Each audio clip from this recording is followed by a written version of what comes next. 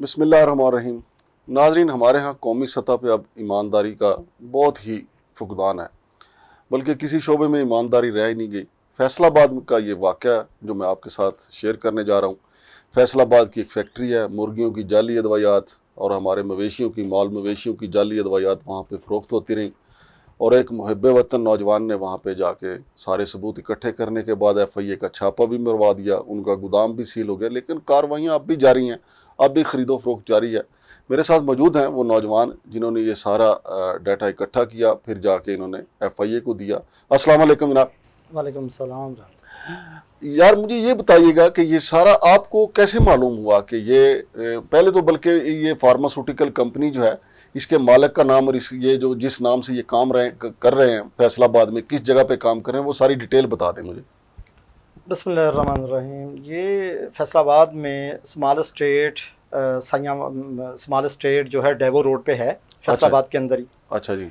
और वहाँ के CEO हैं मोहसन अख्तर, हाँ। और उनके भाई हैं इरफानुर रहमान गिल।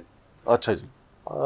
कोई 10-15 साल से ये काम कर रहे हैं, लेकिन जाली अदवायात जो है ना वो बाकायदा तौर पर 3 से 4 साल में ये मुलव्वस हैं। अच्छा, और ये अदवायात जो हैं, ये जो फार्मास्यूटिकल जहाँ पे ये अदवायात तैयार, ये किस मुल्क से बाहर से मंगवाते थे और फिर ये पाकिस्तान में सुना है कि अपना लेबल लगा के उसको बेचते रहे हैं? ये बायोमिन है, ऑस्ट्रिया की कंपनी है, बेंटोली और बायोमिन। अच्छा। और इन्होंने वहाँ से इंपोर्ट किया है, इंपोर्ट करके उसका KG का जो पैकेट है वो यहाँ पे प्रिंट करवाया पाकिस्तान में। हाँ। पाउच बनवाया और उसे अपने ही गोदाम में फिलिंग करके, हाँ। और पैकिंग करके यहाँ पे असल माल के साथ, जो कि कभी कभार मंगवाते थे, उसके बाद ज़ाहिर है कि ऑस्ट्रिया को भी नहीं पता, कंपनी को। हाँ। हाँ। और यहाँ के पाकिस्तान के किसी फार्मर को भी नहीं पता। हाँ। हाँ। तो वो यहाँ पे पैकिंग करके वो फार्मर को भेज देते थे। ये 2-3 साल से ये मामला इनका जारी रहा। तो ये आप इनके साथ बतौर कंट्रैक्टर काम करते थे, आप इनको क्या चीज़ें सप्लाई करते रहे? मैं इन्हें फार्मा के हवाले से पैकेजिंग मशीनें देता रहा हूँ। अच्छा जी। और इनका तकरीबन हर बंदे के साथ, चाहे उनके मुलाजिम हो, हाँ। या उनके साथ कारोबारी वाबस्तगी हो, हाँ। इनका बिहेव बड़ा उनके साथ गंदा रहा है, बड़ा ख़राब रहा है। अच्छा, ये आपको कब शक पड़ा इनके ऊपर कि ये 2 नंबर धंधा कर रहे हैं, जाली अदवायात बना रहे हैं? आपको किस वक्त इस शक पड़ा? इन्होंने मेरे से एक मशीन थी ग्रेनुएटर के नाम से, जो एक्सपायर जब हो जाती है कोई मेडिसिन, हाँ। ख़ास तौर पे रॉ मटेरियल पाउडर में, हाँ। तो उससे वो जब एक्सपायर हो जाती है तो वो मतलब एक ऐसी चीज़ शक्ल इख्तियार कर जाती है जैसे पत्थर होता है। हाँ। तो उसे, वो पत्थर को तोड़ने के लिए वो ग्रेनुएटर इन्होंने मेरे से जब मशीन ली तो मुझे शक पड़ा। हाँ। कि ये ग्रेनुएटर मशीन तो वो लोग लेते हैं जो नमक वगैरह इस्तेमाल करते हैं, तो अच्छा। यहाँ तो नमक का काम नहीं है। हाँ। तो इन्होंने बहरहाल वो जब मेरे से मशीन ली तो मैंने वहाँ से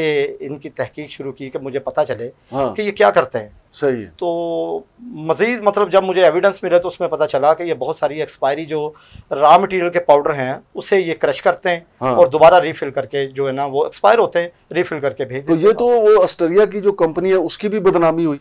जी बिल्कुल, उसकी बदनामी इसलिए है कि उन्हें तो पता ही नहीं है हाँ। कि उनके नाम पे क्या हो रहा है। आपको चाहिए आप एक चिट्ठी उनको भी लिखें कि जी आपके नाम पे ये यहाँ पे वारदात हो रही है। जी हमने मेल की है। अच्छा, दूसरा मुझे ये बताएं कि ये FIA को आपने इतला की या किसी और जराए ने? क्योंकि आप जैसे और भी तो लोग फैसलाबाद में मेरे जो लायर हैं वो ज़ाहिर है कि वो मेरे साथ हैं इस मामले में। हाँ। तो हम अपने केस के हवाले से, ये केस के हवाले से मैंने उन्हें इतला दी। हाँ। तो उन्होंने फिर जो FIA है उसे अरेंज किया। अच्छा। क्योंकि यहाँ के जो वो एविडेंस जो है वो FIA को दिए गए? जी FIA को दिए गए। FIA के पास भी मौजूद हैं और हमारे पास भी मौजूद हैं। अच्छा। उसकी वीडियोस भी हैं, उसकी पिक्चर भी हैं, जिन्हें ये कहते रहे हैं कि ये फेक है, ये फेक जो पिक्चर है प्रोपेगेंडा है। हाँ। तो हमारे पास वो फॉर्म 5 हमने हासिल किया जो एक अथेंटिक किस्म का लेटर है, हाँ। अथेंटिक किस्म का कागज़ है जो ड्रग इंस्पेक्टर जब रेड करता है तो उसके बाद वो फिल करता है। तो वो फॉर्म 5 क्या है? ये फॉर्म 47 के साथ मिलता जुलता तो नहीं है? नहीं, ये फॉर्म 5 वो है कि जब वो रेड करते हैं तो उसके बाद ये अथेंटिक चीज़ हो जाती है, ये सबूत हो जाता है कि हमने छापा मारा गया और यहाँ से जाली अदवायात जो है वो पकड़ी गई हैं। तो कितने बड़ी मिकदार में वो जाली अदवायात पकड़ी? कम से कम तो 3 ट्रक हैं वहाँ पे, जो FIA ने हमें बताया है कि 3 ट्रक हैं। कितनी मालियत के होंगे? तकरीबन 10 से 12 करोड़ के हैं वो। तो FIA ने मुकदमा भी दर्ज किया या नहीं?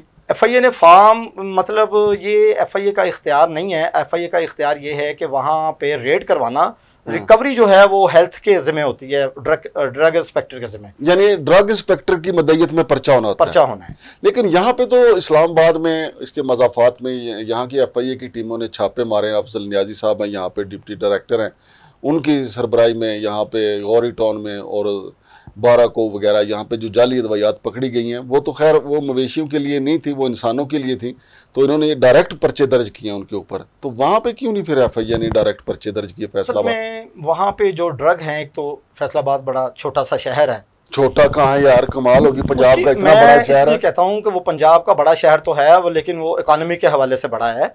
हाँ। वैसे तो मतलब लाहौर और इस्लामाबाद और दूसरे मज़ाफ़ात की निस्बत वो छोटा शहर ही है। हम उसे इसलिए छोटा कहते हैं कि एक छोटी सी इंडस्ट्री है, और छोटी सी इंडस्ट्री में लोगों के रवाबित एक दूसरे से बहुत गहरे हैं, क्योंकि इनके कारोबार ऐसा है कि ये 2 नंबर दवाइयाँ बनाने में एक्सपर्ट हैं, और उस हवाले से पुलिस भी साजबाज है और ड्रग इंस्पेक्टर भी उनके साथ मिले हुए हैं। तो FIA तो तावन कर रही है ना आपसे? FIA हमारे से तावन नहीं कर रही।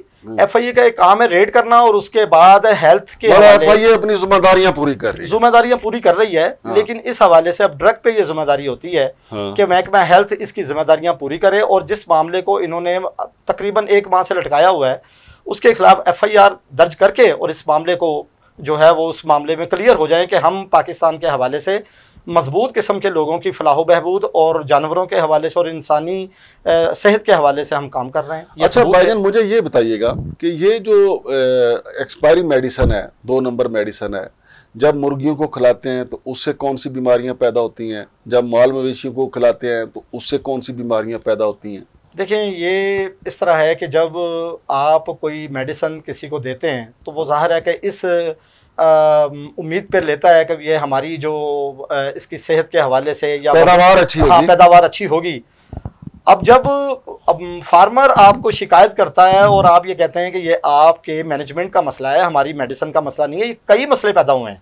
अच्छा जी। कई दफ़ा इन्हें शिकायत आई हैं, कई दफ़ा लोगों ने इन्हें शिकायत दी हैं, लेकिन ये जिम्मेदारी उन्हीं की मैनेजमेंट पे डाल के, उनके मुलाजमों पे डाल के, और अपनी ये 2 नंबर दवाइयों के हवाले से ये सुरखरू होते रहे हैं कि भाई हमारी दवाई में मसला नहीं है। हाँ। जबकि अब लोगों को ये यकीन हुआ है कि ये इनकी मेडिसिन में ही मसला है, हमारी मैनेजमेंट में और हमारे बनाने में या हमारी केयर करने में कोई मसला नहीं। एक्सपायरी मेडिसिन से माल मवेशी भी मरते होंगे, मुर्गियां भी मरती होंगी, उनका नुकसान भी होता होगा जी। लेकिन उसके बावजूद जो है वो मुर्गियां नहीं भी मरती होंगी, मुर्गी इंसान तक पहुंचती है और माल मवेशी का दूध इंसान तक पहुंचता है, तो उससे भी लाजमी तौर पर इंसान भी मुतासर होता होगा। देखिए, ये जब मेडिसिन एक्सपायर आप जानवरों को देंगे तो उसके गोश्त के अंदर जो मुज़र सेहत चीज़ें हैं वो हम तो नहीं उसके बारे में कह सकते कि वो क्या है। वो ज़ाहिर है कि महकमा हेल्थ अपनी जिम्मेदारियां पूरे करे और उसका नोटिस ले। एक्सपायरी होने का मतलब ये है कि आप इंसान को दें या जानवरों को दें, वो उसके बहरहाल नेगेटिव असरात तो हैं कि जो हम खाते हैं वो इंसानों में कन्वर्ट हो रहे हैं और इंसानों को नुकसान हो रहा है। अच्छा, बीमारियों का हम शिकार हो रहे हैं। ये इतने बड़े ग्रोह को आपने हाथ डाला है, आपको लाइफ थ्रेट भी होंगे? जी बिल्कुल, लाइफ थ्रेट है। इस तरह है कि ये कार्रवाई तो की है महकमा हेल्थ ने और FIA ने, हाँ, लेकिन उसका हमें धमकियां आ रही हैं कि ये आपने किया है तो हम आपको छोड़ेंगे नहीं। अच्छा, हम आपके मतलब खिलाफ हर तरीके का हरबा भी इस्तेमाल करेंगे और आपको याद दिलाएंगे कि आपने किसे हाथ डाला है। तो ये चूंकि इनके साथ काम करते रहे हैं तो इनके खिलाफ पहले भी कोई FIRs हुई हैं? जी बिल्कुल, 2023 में हाँ, महकमा ड्रग ने ही इनके खिलाफ तकरीबन इसी माह में हाँ, सितंबर में ही इनके खिलाफ FIR दी है। मतलब पुरानी वारदातियां हैं। अच्छा। और उसमें बड़ी भारी किस्म की FIR है, वो नॉन बेलेबल है, 10 करोड़ जुर्माना है, 10 साल की सजा है उसमें। सही। लेकिन इन्होंने उस बंदे का जो साकिब उनका नाम था ड्रग इंस्पेक्टर, उसका तबादला करवा के तो ये ड्रग कोर्ट से मिला के तो इन्होंने अपनी जमानत जो है वो करवा ली, जबकि उसकी जमानत नहीं होती। बहुत शुक्रिया जनाब। तो नाजरीन, ये सूरत हाल है पंजाब में भी। ये तो फैसलाबाद का वाक़या है, तो हम वज़ीर आला पंजाब मोहतरमा मरीम नवाज़ से भी गुजारिश करेंगे और फिर जो ज़िम्मेदारान हैं FIA के जो DG हैं उनसे भी गुजारिश करेंगे कि ऐसा जो माफिया है जो एक्सपायरी दवाइयाँ, और देखें ना इंटरनेशनल कंपनी को भी बदनाम कर रहे हैं, पूरी दुनिया में पाकिस्तान की बदनामी होती है, चाहे वो हमारे पासपोर्ट जाली पकड़े जाएँ या कोई इस किस्म के 2 नंबर काम हम करते पकड़े जाएं, तो पूरी दुनिया में हमारी जग हंसाई होती है। तो इस लिहाज से ये भी देखना चाहिए इस मामले को। DG FIA को चाहिए कि अपना जो अमला उनका फैसलाबाद में उनसे कहें कि इसके ऊपर बिल्कुल शफाफ इंक्वायरी करें और सबको कटहरे में ले आएँ। और ये जो मेरे भाई जिन्होंने निशानदेही की है तो इनकी भी जुर्रत को सलाम है और इनके वकील की भी जुर्रत को सलाम है कि इन्होंने एक अच्छा जो है वो इंकशाफ किया है और कौमी सलामती के इदारे FIA को आगाह किया। FIA ने देखिए कार्रवाई की, लेकिन ये समझ से बाला तार है कि पर्चा FIA ने क्यों नहीं किया, क्योंकि इस्लामाबाद में तो हम देखते हैं कि पर्चा FIA ही करता है। बहरहाल ये मामला जो हैं वो पंजाब हुकूमत के देखने के हैं। शमशाद मांगड़ को इजाज़त दीजिए। अल्लाह हाफिज़।